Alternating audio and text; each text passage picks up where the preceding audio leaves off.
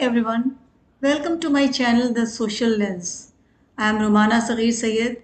In today's video, we will discuss the B.Ed 2025 Environment Education paper with complete solutions, जो कि चौधरी चरण Singh university के 2025 के क्वेश्चन के ऊपर बेस्ड है।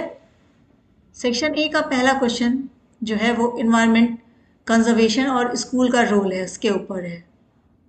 दोनों वर्जन है आपके सामने स्क्रीन पे, हिंदी में भी और इंग्लिश में भी। थोड़ा सा मैं इसको बस समझा देती हूँ, बाकी दोनों वर्जन आपके सामने हैं।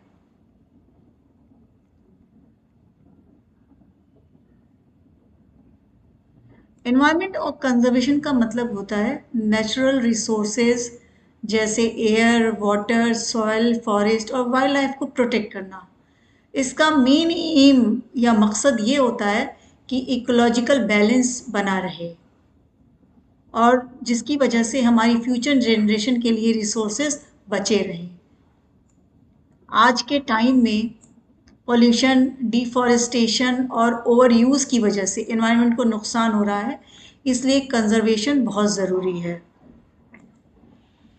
स्कूल का रोल यहाँ बहुत इम्पॉर्टेंट होता है, क्योंकि स्कूल जो होता है वहाँ बच्चे अपने दिन का बहुत लंबा टाइम गुजारते हैं और उसका बहुत उन पर इम्पैक्ट होता है। अब स्कूल में बच्चों को इन्वायरमेंट के रिगार्डिंग अवेयरनेस जो है आसानी से उनके अंदर पैदा की जा सकती है, उनको इको फ्रेंडली बनाया जा सकता है, उनके अंदर ऐसी आदतें इनकलकेट की जा सकती हैं, उनके अंदर डाली जा सकती हैं जिससे कि वो अपने इन्वायरमेंट को प्रोटेक्ट करें। तो ट्री प्लांटेशन, क्लीनलीनेस ड्राइव्स और रिसाइकलिंग प्रोग्राम्स जो होते हैं वो स्कूल में ऑर्गेनाइज किए जाते हैं, जो बच्चों के अंदर अपने पर्यावरण को लेकर एक जिम्मेदारी का एहसास पैदा करते हैं कि ये पर्यावरण उनका है और उन्हें भी इसमें अपनी हिस्सेदारी करनी चाहिए। हम आते हैं दूसरे क्वेश्चन की तरफ, ऊर्जा क्या है, इसके स्रोतों का वर्णन कीजिए। तो इसमें भी आपको दोनों वर्जन आपके स्क्रीन पे हैं, आप देख सकते हैं, पढ़ सकते हैं।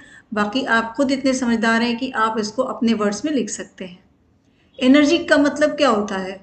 काम करने की कैपेसिटी, यानी हमारे अंदर काम करने की जो क्षमता होती है उसको हम कहते हैं। और हर काम के लिए, हर एक्टिविटी के लिए भी हमें एनर्जी की ज़रूरत होती है। तो एनर्जी के दो मेन टाइप्स होते हैं, रीन्यूएबल और नॉन रीन्यूएबल। रीन्यूएबल एनर्जी वो होती है जो नेचुरली दोबारा मिल सकती है, जैसे कि सोलर और विंड एनर्जी, ये एनवायरनमेंट फ्रेंडली होती हैं।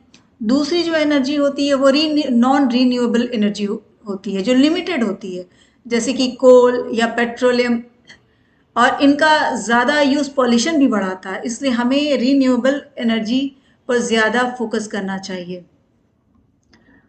हमारा तीसरा क्वेश्चन है, वन संसाधन क्या है? वनों की कटाई के कारण एवं प्रभाव बताइए। तो वन संसाधन क्या होते हैं? हमें पता है वन संसाधन क्या होते हैं। वो जो पेड़ों से, वनों से प्राप्त जो मिलती हैं, जो जितनी चीज़ें मिलती हैं वो सारी की सारी वन संसाधन है। फॉरेस्ट रिसोर्सेज वो होते हैं जो हमें फॉरेस्ट से मिलते हैं, जैसे कि टिम्बर, फ्रूट्स, मेडिसिनल प्लांट्स।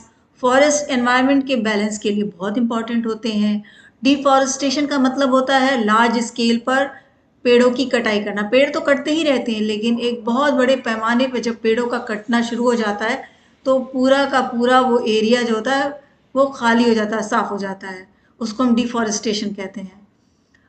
और उसके मेन रीजंस क्या होते हैं? अर्बनाइजेशन, एग्रीकल्चर और इंडस्ट्रियल डेवलपमेंट, की जब हम गाँव को शहरों में बदलने लगते हैं, हमें बड़ी बड़ी बिल्डिंगों की ज़रूरत होती है, तो हम क्या करते हैं? पेड़ों को काट के उनको रिहायशी इलाके में बदल देते हैं, उनको फैक्ट्रीज में बदल देते हैं। इसके इफ़ेक्ट्स बहुत सीरियस होते हैं, जैसे बायोडाइवर्सिटी लॉस, सॉयल इरोजन और क्लाइमेट चेंज। इसलिए हमें अफॉरेस्टेशन करना चाहिए और फॉरेस्ट को प्रोटेक्ट करना चाहिए। डिफॉरेस्टेशन की जगह हमें ईफॉरेस्टेशन करना चाहिए। ठीक है, ये तीनों क्वेश्चन आपको समझ में आ गए। अब हम चलते हैं नेक्स्ट सेक्शन जो है हमारा बी, बायोडाइवर्सिटी। बायोडाइवर्सिटी क्या होती है? Biodiversity refers to the variety of living organism including plants, animal and microorganism. It is essential for maintaining ecological balance and supporting life on earth. तो जैसे कि आपको पता है बायोडाइवर्सिटी का मतलब होता है डिफरेंट टाइप्स के प्लांट्स, एनिमल और माइक्रो ऑर्गेनिज्म को का होना, और ये एनवायरनमेंट के बैलेंस के लिए बहुत इंपॉर्टेंट है। नेक्स्ट है pollution. Pollution is the contamination of the environment by harmful substances. It affects air, water and land and poses serious risk to human health and nature. तो पॉल्यूशन तब होता है जब एनवायरनमेंट में हार्मफुल सब्सटेंस बढ़ जाते हैं। ये एयर, वाटर और लैंड को अफेक्ट करता है और ये हेल्थ के लिए डेंजरस होता है। आपने देखा होगा पानी में कोई चीज़ मिल जाती है या हवा में कोई गैस अगर आ जाती है तो उसका असर कितना ज़्यादा होता है, हम सांस नहीं ले पाते, हमें तरह तरह की बीमारियां होने लगती हैं। इकोसिस्टम क्या है? An ecosystem is a system where living organisms interact with each other and with non-living component like air, water and soil. तो इकोसिस्टम एक सिस्टम है जहाँ लिविंग और नॉन लिविंग चीज़ें एक दूसरे के साथ इंटरेक्ट करती हैं यानी मिलती हैं, कांटेक्ट में आती हैं, जैसे कि प्लांट, एनिमल, एयर और वाटर। Sustainable development.